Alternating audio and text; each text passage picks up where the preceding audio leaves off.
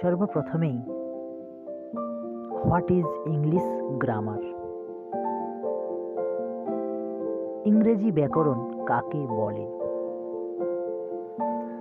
এর উত্তর হল with the help of which we can speak, learn and write English clearly and correctly, that is called English grammar.